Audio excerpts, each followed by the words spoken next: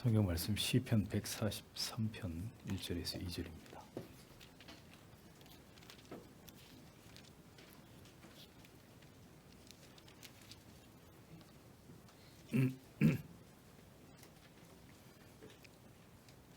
같이 읽겠습니다. 여호와여, 내 기도를 들으시려 귀를 기울이시고 주의 진실과 의로 내게 응답하소서. 주의 종에게 심판을 행치 마소서. 주의 목전에는 의로운 인생이 하나도 없나이다. 아멘. 벨직 신앙 고백서 제23항입니다. 하나님 앞에서의 우리의 의, 함께 읽어보겠습니다. 다윗과 바울이 우리에게 가르치신 것처럼 우리는 우리의 복이 예수 그리스도로 말미암은 우리의 죄의 용서에 있고 하나님 앞에서의 우리의 의가 거기에 있다는 것을 믿는다. 그들은 하나님께서 일한 것이 없이 하나님께 의로 여기심을 받는 사람의 복에 대해서 말한다. 서두는 또한 우리가 그리스도 예수 안에 있는 속량으로 말미암아 하나님의 은혜로 값없이 의롭다 하심을 얻은 자 되었다고 말한다. 그러므로 우리는 이 견고한 기초를 항상 붙든다.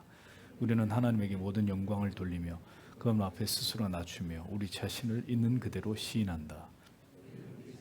우리의 공로에 대하여 어떤 것도 주장하지 않으며 오직 십자가에 못 박히신 예수 그리스도의 순종만을 신뢰하고 의지한다. 그분의 순종은 우리가 그를 믿을 때 우리의 것이 된다. 이것은 우리의 모든 죄악을 가리고 두려움, 공포, 불안에서 우리의 양심을 벗어나게 하여 하나님께 나아가는 데 확신을 주기에 충분하다. 그래서 우리는 떨며 숨으려 하고 무화과 잎으로 자신을 가렸던 우리 시조 아담의 예를 따르지 않는다. 실로 아무리 작은 것이라 해도 우리가 우리 자신이나 어떤 다른 피조물에 의지하여 하나님 앞에 나타나야 한다면 우리는 소멸될 것이다. 그러므로 누구나 다윗과 함께 여호와여, 내 기도를 들으시며 내 간구에 귀를 기울이시고 주의 진실과 의로 내게 응답하소서. 주의 종에게 심판을 행치 마소서. 주의 목전에는 의로운 인생이 하나도 없나이다 라고 말해야 한다.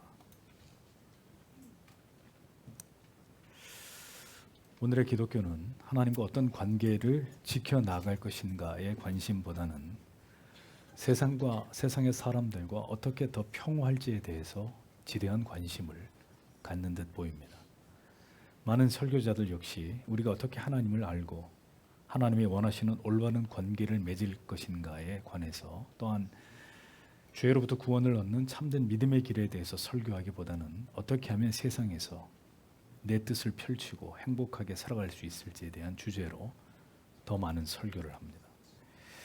그러나 신앙 고백서는 우리가 어떻게 죄의 문제를 해결할 것이며 그것을 통해서 하나님과 어떻게 참된 평화를 누릴지에 관해서 더 깊이 논하고 있는 것을 볼 수 있습니다. 그러니까 성경을 비롯한 신앙 고백서, 모든 교리들이 관심을 가졌던 주제와 이 시대의 다수의 교인들이 갖는 주제는 매우 다르다라는 것을 볼 수 있다는 것입니다. 뭔가 핵심을 놓치고 있는 이 시대의 교회와 표류하는 신자들의 모습을 우리가 이 고백서를 공부하면서 발견하게 되는 것이죠. 죄의 문제는 우리에게 해결할 능력이 없기에 신앙 고백서는 칭의의 주제에 대해서 재차 이것에 대해서 고백하고 있는 것을 볼 수 있습니다. 칭의는 우리가 하나님께서 선물로 주신 믿음을 고백하게 될 때 그리스도는 우리의 전적으로 타락하고 부패한 우리의 심령 위에 그리스도께서 이루신 의의 세마포를 입혀주십니다. 우리의 모든 죄를 제거해 주시고 그리스도께서 이루신 의를 전가해 주시는 것입니다. 그래서 하이델베르크 유리문답 60문은 당신은 하나님 앞에서 어떻게 의롭게 됩니까? 유사한 질문을 던지고 여기에 대해서 오직 예수 그리스도를 믿는 참된 믿음을 통해서입니다. 비록 내 양심이 내가 하나님의 모든 계명을 크게 범했고 그 계명 중 어느 하나도 지키지 못했으며 아직도 모든 악에 기울어져 있다고 고소할지라도 하나님께서는 나 자신의 어떠한 공로도 없이 오직 은혜로 그리스도의 완전한 대속과 의와 거룩을 나에게 돌리십니다. 그는 마치 내가 어떤 죄도 지은 일이 없었던 것처럼, 그리고 그리스도께서 나를 위해서 행한 모든 순종을 나 자신이 이룬 것처럼 내가 이 선물을 믿는 마음으로 받으면 이것들을 나에게 주십니다 라고 분명히 답하고 있습니다. 벨직 신앙 고백서 23항에서 칭의를 받은 자들이 누리는 유익을 어떻게 말하고 있습니까? 다윗과 바울이 우리에게 가르치는 것처럼 우리는 우리의 복이 예수 그리스도로 말미암은 우리의 죄의 용서에 있고, 예, 우리의 복이 어디 있느냐? 그리스도로 말미암은 영원한 우리의 죄로부터의 용서에 있고, 하나님 앞에서의 우리의 의가 바로 거기에 있다는 것을 믿는다. 이렇게 고백하고 있습니다. 그러니까 칭의의 결과가 가져온 중요한 은혜가 뭐냐? 우리의 죄가 모두 사해졌다는 것입니다. 우리의 과거, 현재, 미래의 모든 죄가 의심의 여지 없이 용서받게 됐다는 것입니다. 모든 사람들은 심판대 앞에 서게 되고 선악간에 우리가 행한 모든 것에 대해서 심판을 받게 됩니다. 예수를 믿은 자들은 그리스도의 대속의 공로에 의해서 모든 죄를 사함을 받게 됩니다. 이것이 예수를 믿음으로 인해서 이루어진 칭의의 법정적 선언입니다. 이것은 영원히 그리고 단번에 이루어진 일로 절대로 가변적이거나 혹은 시간을 거쳐서 점진적으로 이루어지는 것이 아닙니다. 예수를 구주로 믿음으로 인해서 즉시 이루어지고 영원히 지속되는 것입니다. 우리가 그리스도의 대속을 확신하며 우리의 죄를 용서해 주시기를 진심으로 간구할 때 하나님은 우리의 죄를 용서해 주시는 분이십니다. 죄의 용서 그리고 그리스도의 의의 전가가 예수를 구주로 믿은 자들에게 부여되는 것입니다.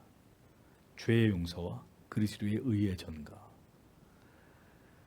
우리의 복이 예수 그리스도로 말미암아 우리의 모든 죄의 용서에 있고 우리의 의가 바로 거기에 있다는 사실을 믿는다고 고백서는 증언을 합니다. 우리의 의는 우리의 선행, 우리의 충성, 우리의 헌신에 있는 것이 아니라 오직 그리스도께서 우리를 위해 이루신 의에 있다라는 것을 우리는 기억해야 된다는 것입니다. 수도 없이 말씀드립니다. 어떤 경우에도 우리 자신 안에서 어떤 의를 삼고자 하는 것은 지극히 어리석은, 주님께서 그토록 미워하신 유대주의의 그 어리석음을 답습하는 것이다 라는 것을 여러분들이 분명하게 기억하셔야 됩니다.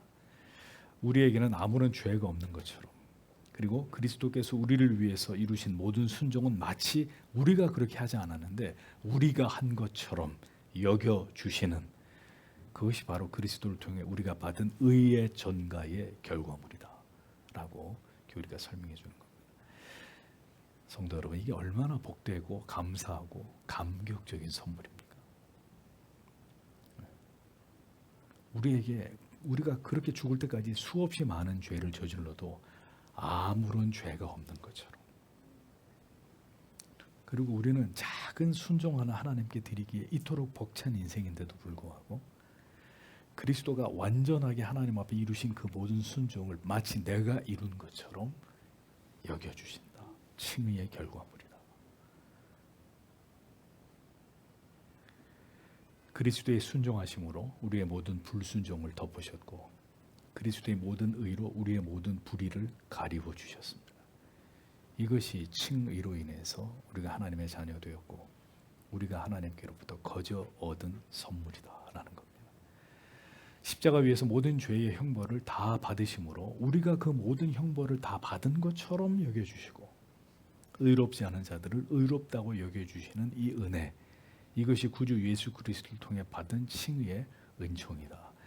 아무리 들어도 절대로 지겹지 않고 들을 때마다 감사하고 기쁘고 감격적인 선언이 바로 이 칭의, justification, 칭의입니다.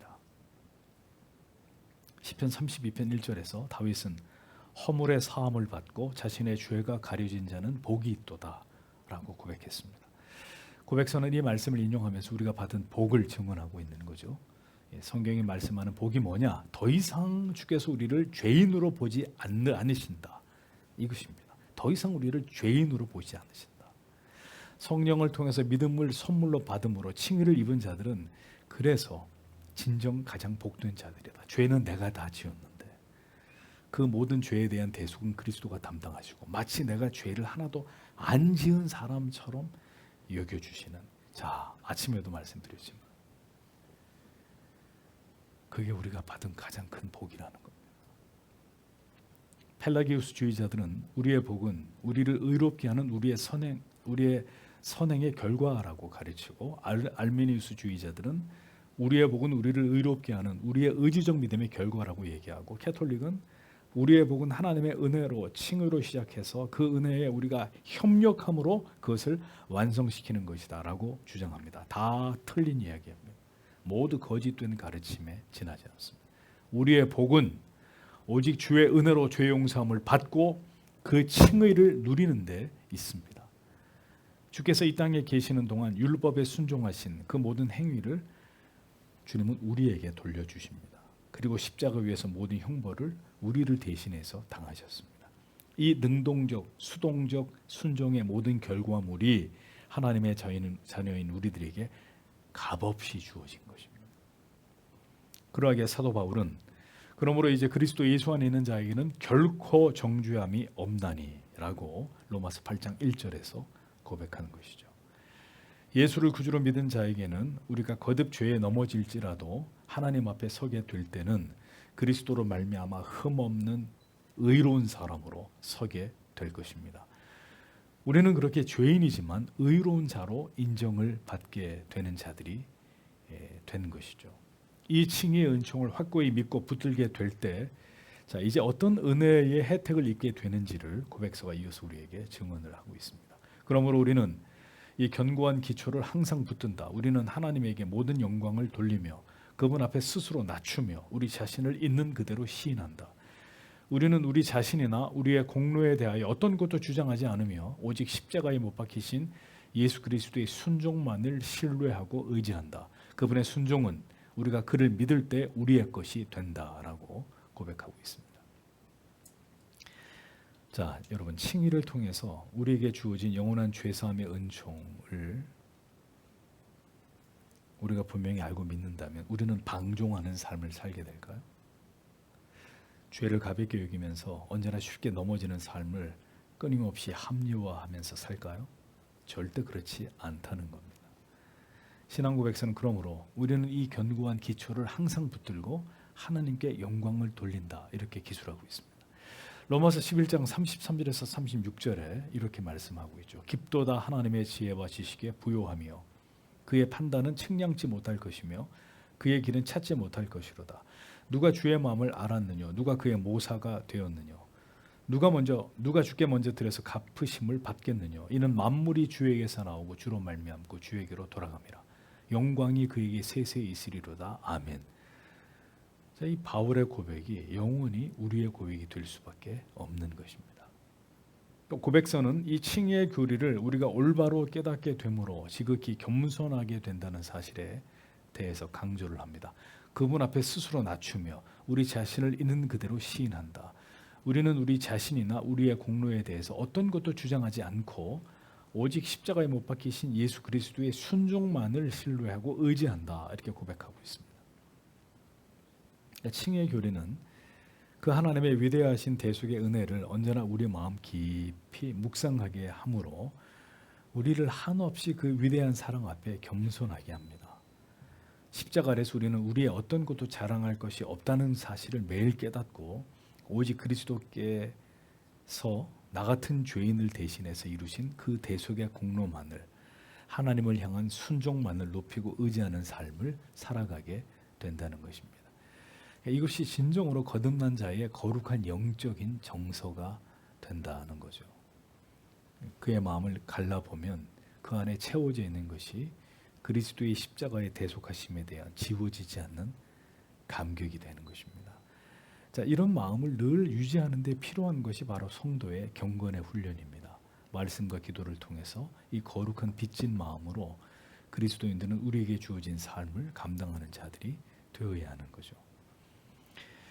신앙 고백서는 칭의의 은총을 확신하는 자들에게 채워지는 마음의 증거들을 이어서 이렇게 설명합니다. 칭의의 은총이 우리의 영혼 안에 견고하게 세워지게 될 때 참된 신자는 우리에게 수치와 부끄러움이 되는 죄악을 가리워주며 죄로 인한 두려움과 공포, 불안에서 우리의 양심을 자유케 해준다고 이렇게 증언하고 있습니다. 동이 서에서 먼 것 같이 우리의 죄를 멀리 옮겨 놓으심으로 우리의 죄를 기억조차 하지 않겠다고 말씀하시는 그 하나님으로 인해서 오늘도 우리는 자유함을 얻습니다. 칭의의 은총 아래에 있는 자는 죄의식은 가지고 있지만 죄책감에 시달리는 삶을 지속하지 않습니다. 칭의의 은총을, 그러므로 우리가 죄를 범할 때 칭의의 은총은 신속하게 우리를 회개의 자리로 이끕니다. 그래서 우리의 선한 양심을 회복시킵니다.